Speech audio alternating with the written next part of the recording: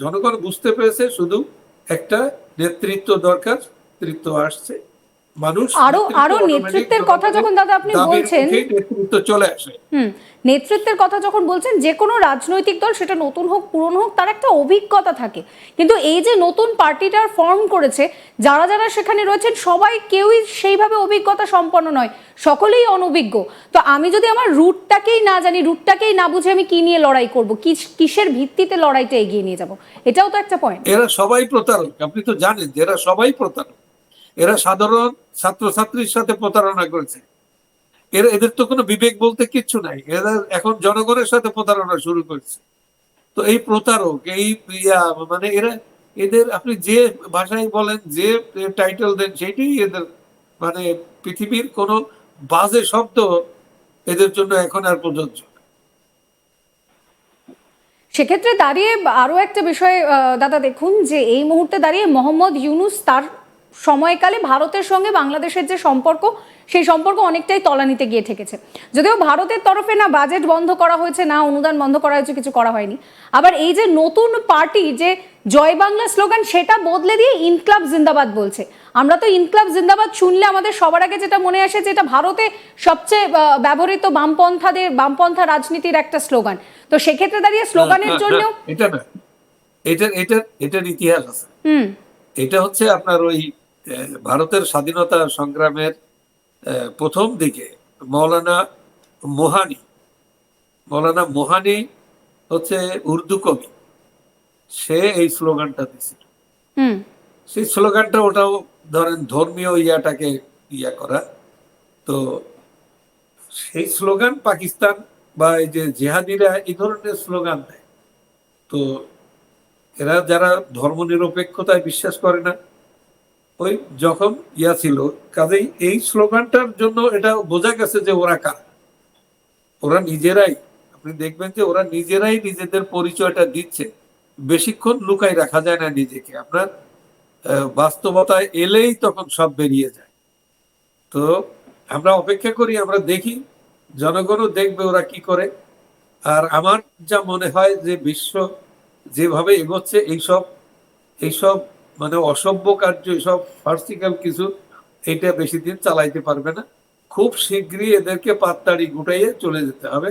এবং এদের জন্য, এরা যদি মানে নিজেরা সরে না পড়ে, তাহলে এদের জন্য অনেক ভয়াবহ ভয়াবহ দুর্ভাগ্য অপেক্ষা করছে। ভয়াবহ দুর্ভাগ্য, আমি বললাম। সাধারণ মানুষের কাছে এরা এরা জনগণের শত্রু, এরা মানবতার শত্রু, এরা গণতন্ত্রের শত্রু।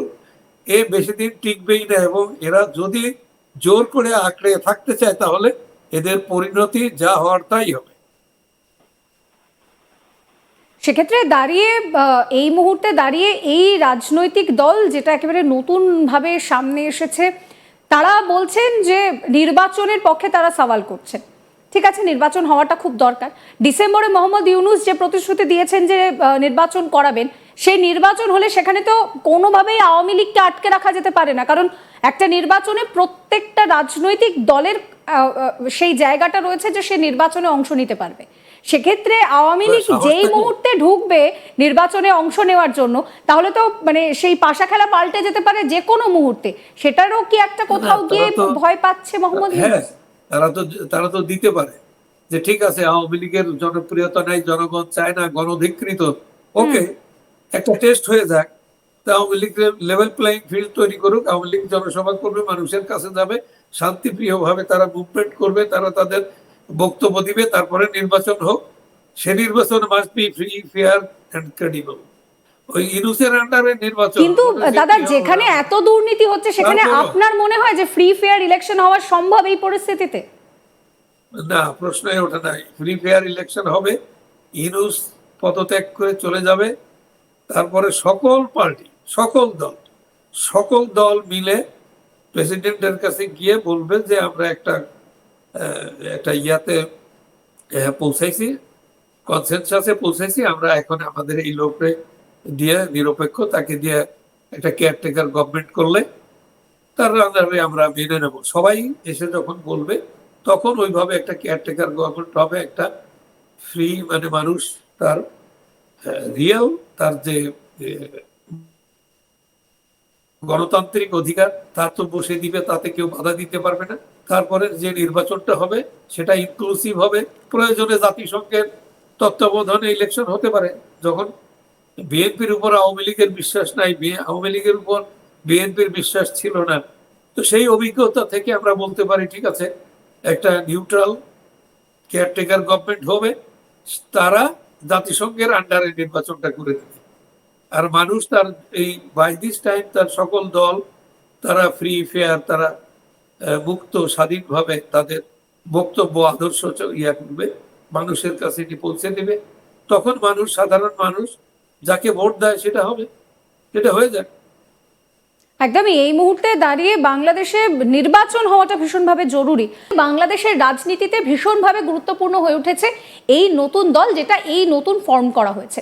সেক্ষেত্রে দাঁড়িয়ে আমার প্রথম যে প্রশ্নটা আপনার কাছে রয়েছে, যে এই দল কোথাও গিয়ে মোহাম্মদ ইউনূসের ক্ষেত্রে ব্যাকফায়ার করবে না তো? আপনাকে শুভেচ্ছা, আপনার শ্রোতাদের। তো বিষয়টা আপনি যেটা অনুমান করছেন সেটাই। আপনি দেখুন যে এই দল, এটা কিন্তু ইউনূসের দল।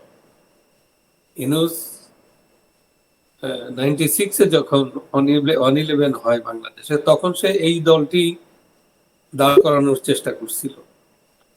এবার আবার সে একই নামে, শুধু লাস্টের ইয়াটা একটু কমিটির জায়গা শক্তির জায়গা কমিটি এরকম করে চেঞ্জ করে দিয়েছে। আর এই দলটা কিন্তু সে নিজেই, তার একটা বাসনা আছে যে সে একটা রাজনৈতিক দল তৈরি করবে। কিন্তু গতবার ওই প্রতি ইয়ার আপনার বিরোধিতার মুখে, মানে সাধারণ মানুষ, আমাদের বদরুদ্দিন ওমর 3টে লেখা লিখলো, আর এমনি সাধারণ মানুষ তো তাদেরকে, ইউনূসকে তো আর বাংলার মানুষ ইউনূসকে চিনে, বাইরের লোকে না চিনলেও বাংলার মানুষ ভালো করে চিনে, যার জন্য তাকে এটা পাত্তাই দেয়নি। তারপরে সে মন দুঃখে চলে গেছে এবং কান ধরে বলছে যে আমি আর রাজনীতিতে আসবো না। যাও, একজন নোবেল লরেট সকালে এক কথা বলে, বিকেলে আরেক কথা বলে, এই আর কি একটা ঝামেলা আছে। এটা মানুষের কাছে তার, সে এতটা হেয় হয়ে গেছে চিন্তাই করা যায় না। সে নিজেই বলছে যে হ্যাঁ, আমি এদেরকে একটা সাহায্য বলছি যে তোমাদের সাহায্য করব, প্রেসের কাছে বলছে সাহায্য করব। বেসিক্যালি সে সব কিছুই সে করছে। এবং যদি বিএনপি এবং অন্যান্য দল আর বহির্বিশ্বের যে গণতন্ত্র মানা পৃথিবীর যদি চাপ, জাতিসংঘের চাপ না থাকে, আর ও যদি এইভাবেই চালাইতে পারে, তো দেখবেন যে ইলেকশন সে দিবে এবং ইলেকশন হবে। সেই ইলেকশনে গিয়া তার ইচ্ছা মতো একটা ক্যাবিনেট হবে, তার পার্লামেন্ট হবে, তার ইচ্ছা মতো ক্যাবিনেট হবে, এবং সে দেশের প্রেসিডেন্ট হয়ে একটা দেখাই দিবে যে হ্যাঁ, আমরা পার্লামেন্ট বানাইলাম, সবকিছু বানাইলাম, পৃথিবী দেখো যে আমি কত পারি।